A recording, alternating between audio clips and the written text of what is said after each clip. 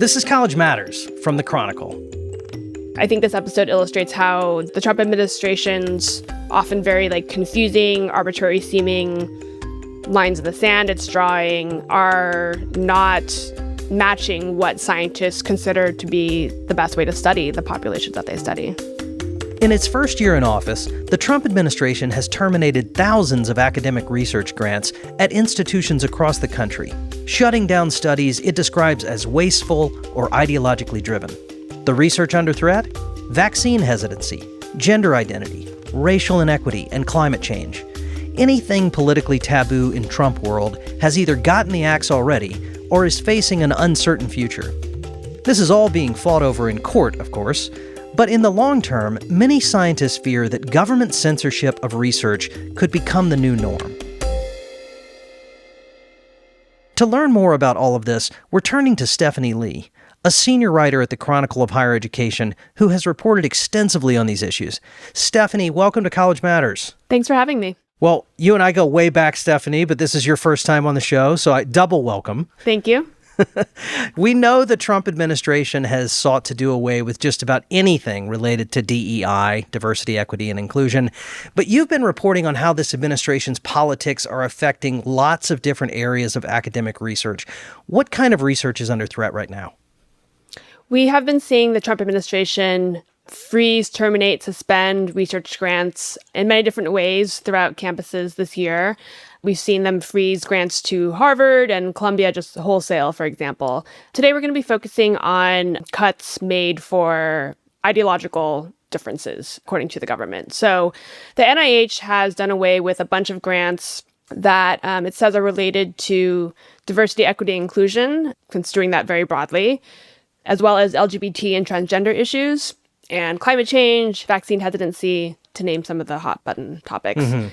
The National Science Foundation has also cut many grants that it considers related to DEI, quote unquote, as well as myth and disinformation. There are other cuts being made to other kinds of research, support throughout federal agencies like the EPA, but the NIH and then the NSF are the two biggest sources of cuts this year. So largely speaking, anything that's no longer in fashion in Trump world is under threat, it sounds like. Yes, that's exactly right. So how is this political shift affecting the universities and the scientists who work for them? So there's been a massive effort on the part of the NIH to comply with some of President Trump's earliest executive orders. Those banned federal spending on anything the government said was related to, quote, equity, or what it calls gender ideology. So that's effectively put on the chopping block anything that's seen as related to trans issues or, quote, DEI. And the result has been profound. The amount of grants terminated is sort of shifting every day, but right now we can estimate that on the low end, about $5 billion worth is the total. So that's from more than 3,500 NIH grants and more than 1,500 NSF grants that have been terminated at some point during this administration. So we're in kind of a strange place now.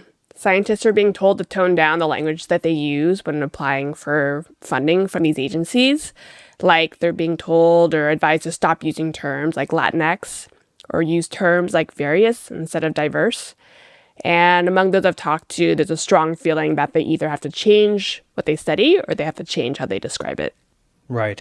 So grants being terminated, grants being delayed, scientists being told, hey, use a different word here than you might normally use in a research application, has a better chance of getting funded that way. A lot of different things happening, it sounds like, at once.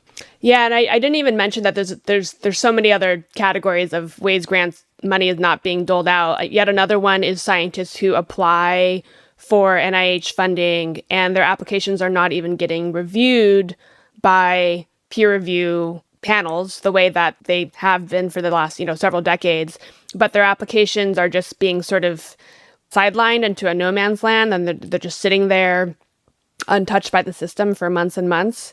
And scientists can't get any answers out of the NIH as to why, according to those I've spoken with. They think it's because their research, has to do with some of these taboo topics. So that's interesting. So scientists, universities, very much affected. I'm hearing people in the audience ask, but what about me? If I'm not an academic researcher, if I don't run a university, why should I care about this? Is this just affecting niche areas of research in a few areas, or are there broader implications for the country, for public health? Well, there's a couple different ways to think about the effects of research on communities and society at large. So the practical effect, just looking at the numbers, is that, universities have gotten billions of dollars in federal research money every year. That supports researchers, graduate students, the universities themselves. So it's a huge blow to university budgets when these grants get cut. Grad students can't get hired, faculty, staff positions have to be cut. That has downstream implications for the communities directly surrounding a campus and their states at large, and then collectively the country. They're big employers in their areas, so you could be affected even if you don't work at one of these universities. If there's a sudden uptick in unemployment in a college town because of millions of research funding has not come through, then you can easily imagine how that would affect the community right away. And then getting into the philosophical or the scientific side of it is, should the government be effectively banning lines of scientific inquiry that it doesn't like? Most academics would say that these decisions should be made by scientists, not by the government. Yes, the government has always had the freedom to prioritize certain areas of research, but for the government to effectively outlaw certain words or sub-areas of research is feels different and pretends poorly for academic freedom, many would argue. And then also just, what is the value of research? And especially if the research is not to do with you directly, it's about maybe a population that you don't belong to or a disease that you don't have. What is the value of basic research, right? Is the question that this whole year has brought up, and the scientific community has had to try to answer this in a way it hasn't really had to before. But basically, we never really know what lines of scientific inquiry are going to benefit society later.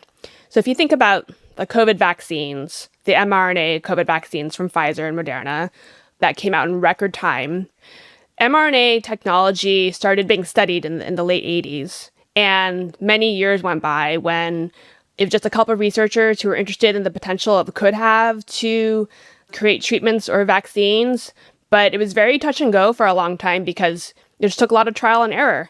And the work was largely done in academic labs that didn't have a lot of funding. But the work continued. And then when the pandemic hit, the mRNA technology was vetted and ready to be deployed almost immediately. So if you start cutting research funding today, you just don't really know what you're going to lose for public health in the future. And it could be quite a bit. Stephanie, there have been legal challenges to so much of what the Trump administration has done thus far. This is no exception, of course. How are these funding cuts playing out in court? Yeah, so there have been a lot of legal challenges, as you might imagine. Multiple lawsuits have been filed by researchers, public health groups, and states. For now, though, the NIH seems to have gotten the green light to cut more than $780 million in grants related to the hot-button topics that we've been talking about today. That's what the Supreme Court said in a 5-4 ruling that came down in August. But there's aspects of this that remain complicated. Unsurprising. Tell me about that. So this is a little bit in the weeds, so please bear with me. But the Supreme Court emergency ruling essentially looked at two issues: the rescinding of the grants and then the NIH guidance used to justify rescinding the grants.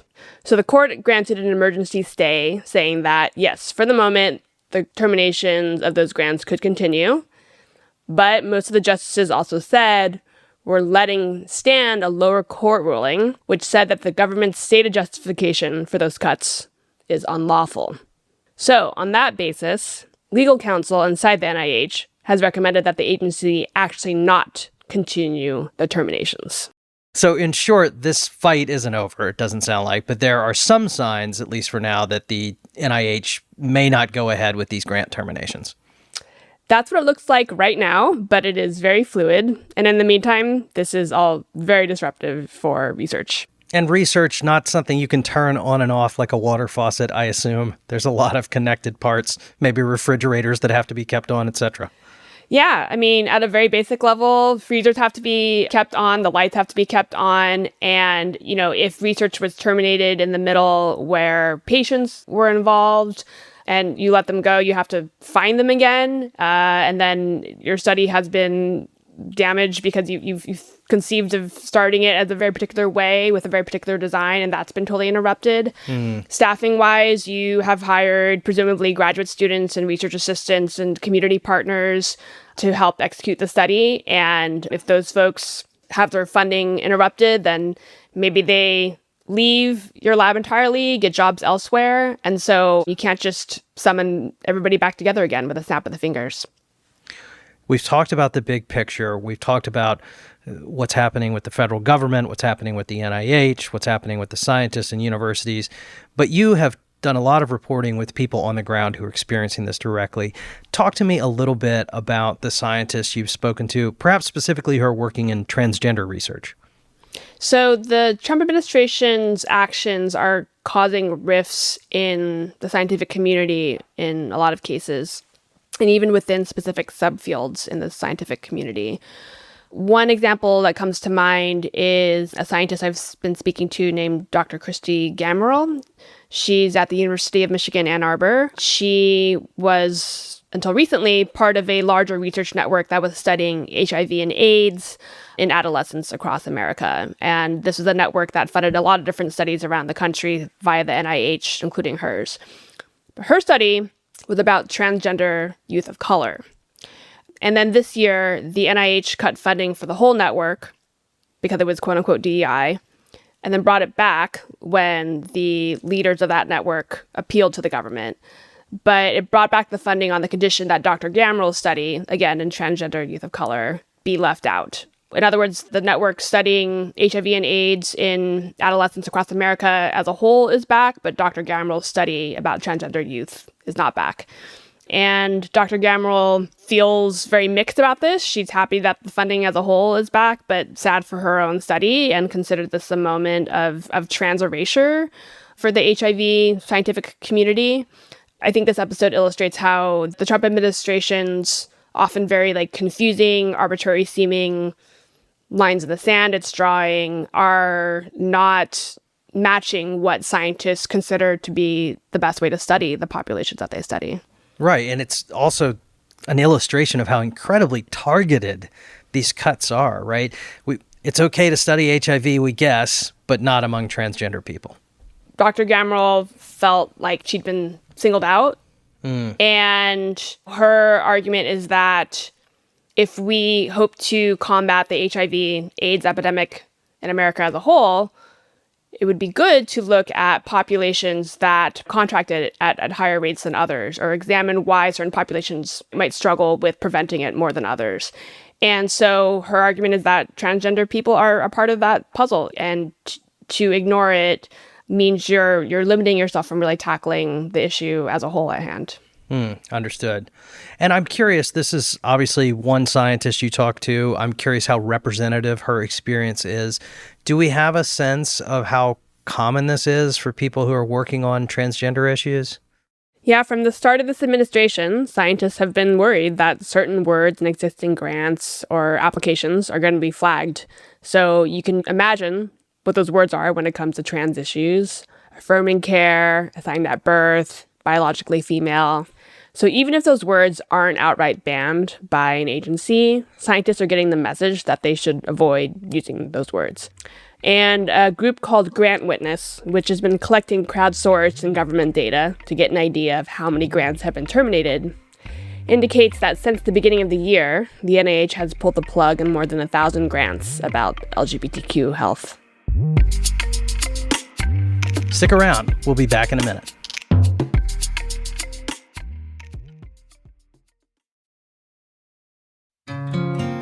Hi, I'm Fernanda Zamudio Suarez, a producer at College Matters. If you are enjoying the show and want to support us, I hope that you'll follow on Apple Podcasts, Spotify, or wherever you get your podcast. You can also leave us a review or invite a friend to listen. At College Matters from the Chronicle, we want to give listeners like you insightful audio journalism about higher education that you won't find anywhere else. By subscribing and spreading the word, you'll help us do just that. Thanks so much for listening.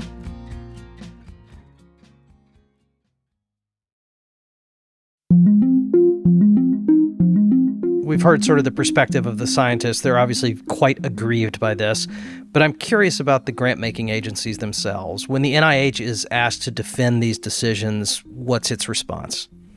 So when it started sending out termination notices to researchers across the country, it used pretty much identical language in all these letters. For gender-related research, it said that, quote, programs based on gender identity are often unscientific, have little identifiable return on investment, and do nothing to enhance the health of many Americans.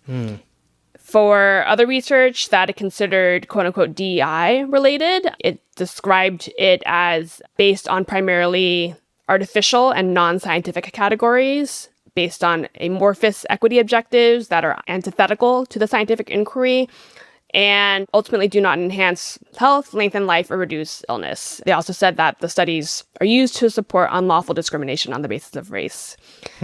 That's interesting language. You've been covering scientific research for a long time, Stephanie. I'm curious, what's your reaction when you see the NIH say things like this has little identifiable return on investment or nothing to do with enhancing the health of Americans? Did that feel like the kind of language you're used to hearing from the NIH or not so much?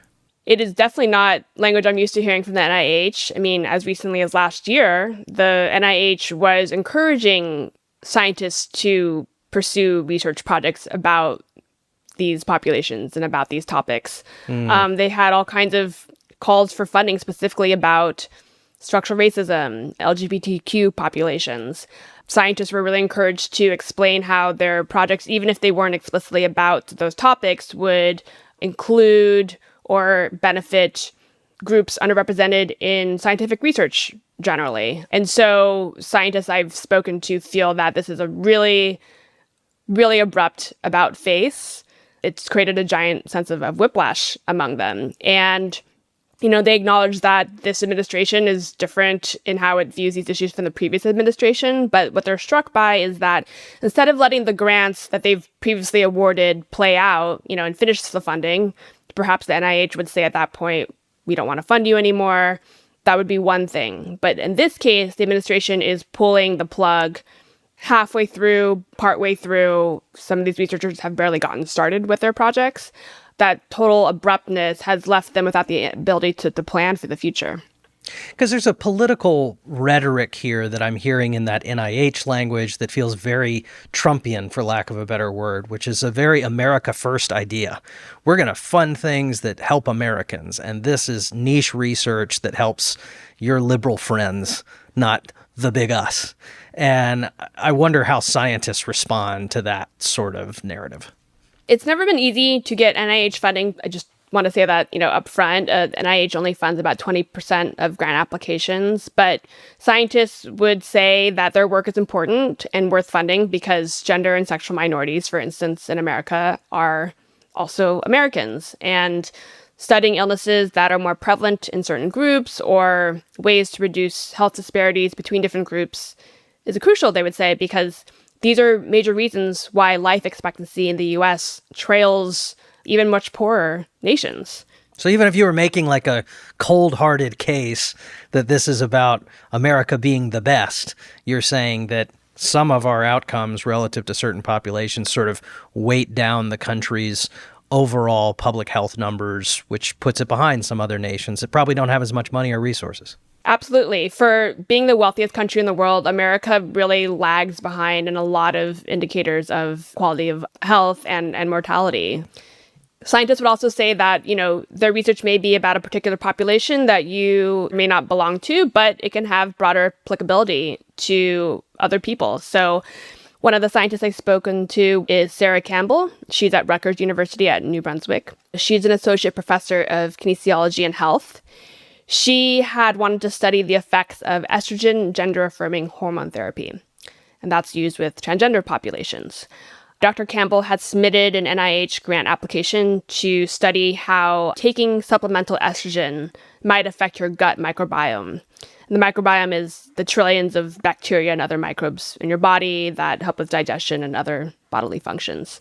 She's interested in understanding if you're taking extra estrogen, how does that affect the rest of your body in that way? And her work would be relevant to trans women taking estrogen, certainly, but also postmenopausal women take estrogen to make up for declining hormone levels as they get older. And so you can see how her work might have some usefulness for them later down the road. Mm-hmm. But anything related to transgender issues is under scrutiny now, and Dr. Campbell's application for the study has sort of fallen to a black hole. For months and months, it wasn't reviewed, and as of when we last talked, that's still the case. So, Stephanie, we know DEI has been a big target for this administration. Let's talk about research that's related to race. How's that being dealt with specifically? What are you hearing from scientists? People who study issues related to race are getting some mixed messages about what the NIH wants to fund, doesn't want to fund. The health news outlet Stat has reported that the director of the NIH, Dr. Jay Bhattacharya, who has done research on health disparities among races in the past, recently told his staff that research about structural racism he considers to be ideological and unscientific. But at the same meeting, he reportedly said it was okay with him to study redlining. So redlining, remember, is the New Deal era banking practice that denied credit to people based on where they lived and contributed to segregating African Americans into separate neighborhoods from white neighborhoods. So Dr. Bhattacharya reportedly told NIH staff that studying redlining to him was legitimate. At the same time, the NIH has canceled grants that were studying redlining, according to Stat. So scientists are very confused by this and are not sure whether their lines of work are fundable at all, if they're fundable, if they just use the quote-unquote right terms, or what else is going on. Oh, wow. So people sort of tying themselves in knots to figure out, it sounds like, what is and isn't acceptable under the larger umbrella of race. One scientist I've talked to who has wrestled with this on the ground is Belinda Needham. She's an epidemiologist at the University of Michigan at Ann Arbor. And she had a confusing encounter related to this. So she had proposed a study related to structural racism, but her application was stalled with the NIH for months and months. Finally, she got a call with a program officer at the NIH, and she told me that her strong impression coming away from the call was that she could study, quote, health disparities across races, but she should avoid talking about, quote, structural racism, which was a term that she had used in the title of her application. So she and others are having to decide what they want to stand firm on or tweak, in hopes of maybe getting approved. So I am old enough to remember, Stephanie, the George W. Bush administration, and I remember a lot of debate and arguments about embryonic stem cell research and limiting funding of that under the Bush administration. So some degree of politics has entered into discussions about what types of research the nation was going to fund or not fund. How is this different?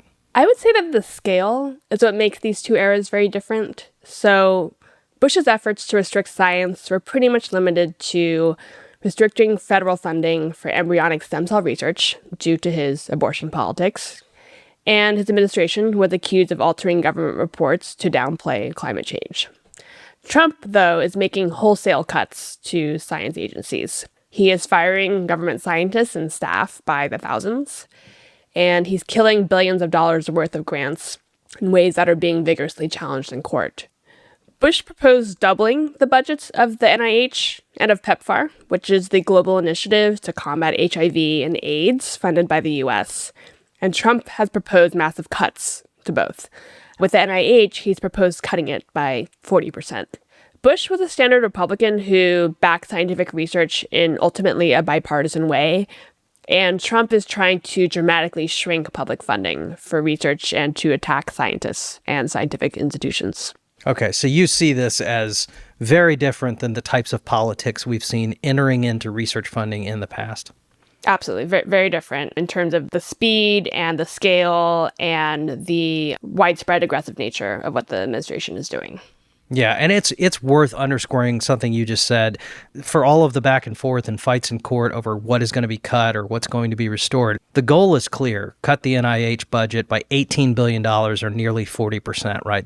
They're talking about some really massive cuts to the NIH. Massive cuts. Also, the administration is proposing a cap on indirect costs, basically limiting the amount of administrative overhead that the NIH pays for when it administers a grant to a university.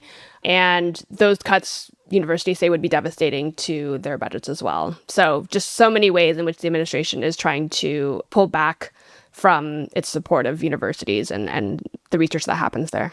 Stephanie, let's draw a quick distinction here if we can. There's been a ton of coverage about the Trump administration's battles with a few high-profile universities like Columbia and Harvard. And in those cases, the administration has said it would essentially hold hostage hundreds of millions of dollars in federal funds until these universities addressed its concerns about anti-Semitism. Is the pressure campaign on the Ivies different from the NIH's termination of DEI-related grants? Help me out with this. Yeah, so they are different. The Trump administration is withholding money or has withheld money from campuses wholesale like Harvard, Columbia, UCLA, and Duke over accusations that those campuses haven't done enough to combat anti-Semitism. So that's distinct from the NIH mass canceling grants with topics and keywords that the Trump administration thinks it has an ideological opposition to. However, they are related. So in all these cases, the Trump administration is targeting federal research money to try to enact the changes they want to see on campuses. But we are starting to see some cracks in that strategy. So this month, a federal judge in the Harvard case said, wait a minute, you can't do this. Alison Burroughs, a Massachusetts judge, found that the Trump administration had violated the law in April when it terminated more than $2 billion in grants and contracts at Harvard. And the judge said that the Trump administration, to all appearances, had, quote, used anti-Semitism as a smokescreen for a targeted, ideologically motivated assault on this country's premier universities. So harsh words. We expect the administration to appeal this. It is not over, but the thrust of the ruling is really at the heart of what we're talking about in all these situations.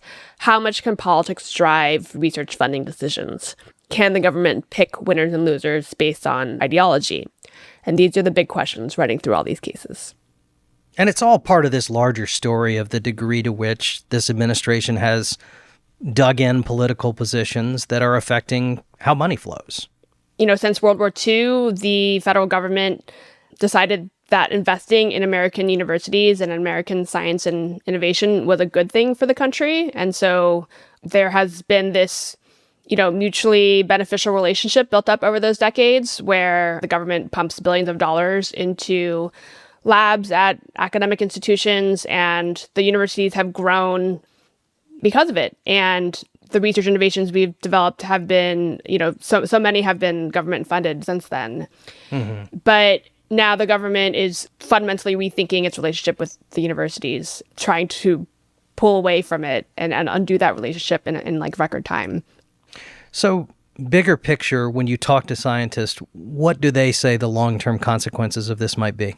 They are worried that the system that was once known for having clear processes and expert review is going to be one that is just more overtly political in nature, that they're going to see research in certain areas stop and start depending on which party's in charge, and that's not really how scientific progress works. They'd argue. They worry about future generations of scientists, today's postdocs, graduate students, undergraduates, high school students. What is going to happen to them when they decide what careers they want to pursue? American science has just traditionally been like such a stable area to go into, or at least, academic science was something that was like relatively stable to go into. And now these scientists I'm talking to don't feel like they can recommend that path for the next generation anymore. And what about you, Stephanie? You've written and reported on science and research for a long time. When you look ahead, what are you curious about where this story's headed? I think this is a really pivotal moment for the American scientific enterprise. If funding for the NIH is really cut almost in half, the effects of that on the way science has been done in America for so long is going to have to change dramatically. So I'm going to be seeing if scientists flee the US to go do their work in Europe or elsewhere where they can have assurances of more stable funding, for example. I'm going to be interested in seeing what topics of research totally dry up because government funding isn't there anymore, and there is very limited and now very competitive funding opportunities from private foundations or other sources. I'm going to be interested to see just practically what scientists do when and if their money doesn't come through, how many layoffs they're going to have to make, what changes that will have on their own career trajectories. If they don't stay in academia, are they going to go into the biotech industry, for example? And yet only so many people can go into that because the biotech industry largely operates on innovations discovered traditionally in academic labs. So, there's a ceiling there too for the number of people it can absorb. Medium to long term, I'm interested to see whether the public gets concerned about this. I think research can feel like something that's not as immediately or clearly impactful in the way that so many of the other issues going on today are. And scientists have not always done a great job of communicating why their work is important to the public, which I think is one of the contributing factors to what's happening today.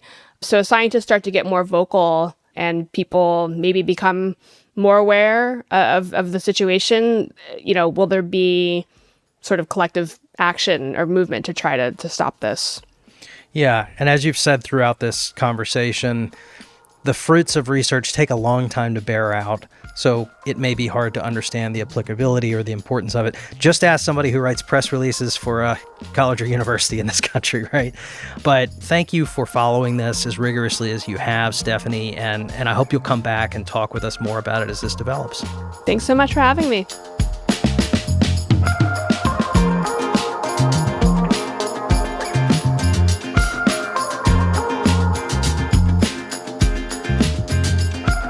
College Matters from the Chronicle is a production of the Chronicle of Higher Education, the nation's leading independent newsroom covering colleges.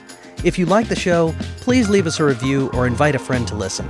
And remember to subscribe on Apple Podcasts, Spotify, or wherever you get your podcast so that you never miss an episode.